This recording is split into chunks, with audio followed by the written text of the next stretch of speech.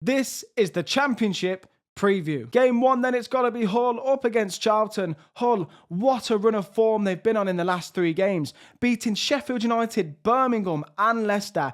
Who would have thought Hull would have got 9 points out of those 3 games? An incredible run that actually has them sat in 7th place in the league as well. Their opponents, Charlton, well, they've only lost once in their last 5 games. Last time out, a 3-0 thumping of Ipswich away from home. What a result that is for them. So 2 very informed sides here. Charlton themselves actually sit 5th inside the playoffs. And if you would have told me this was a big game at the start of the season, no offense to both sides, but I thought this would be down in the relegation zone. In the playoffs, both of these sides are performing so well at the minute. The last time these 2 sides played each other, it was in 2021. Charlton won 1-0. This time, I think it's going to be a draw. I think it's going to be 2-2 goals in this game. Game number 2, it's Millwall up against Leicester. Millwall, 3 wins in a row. What a bit of form they've hit now. They've bounced back so well after losing 4-0 to Coventry. Last time out, they beat Stoke 2-0, so they are certainly on a high, sat in 3rd place. As for Leicester, they were unbeaten in 5 before playing Hull and losing 2-1.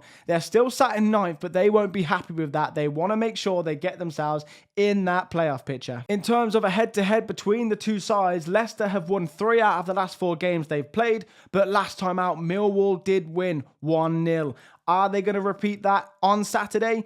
I think they are. I'm going to go for Millwall 2, Leicester 1. And instead of a 3rd game, I had to talk about the managers that could potentially be sacked this weekend. Of course, starting with Liam Manning of Norwich. 4 losses in a row. 1 goal scored in 4 games, 2 in 5. If results go against them after this Saturday, they could find themselves bottom of the league. For me personally, his time is up. Up next, it's Chris Davis. Yes, they may have beaten Preston, but ultimately for me, his job is still on the line. Remember, they spent a lot of money, and for me personally, they've just got worse and worse and worse as the season's gone on. And lastly, it's Will Still of Southampton, a Southampton side that are currently sat in 18th place.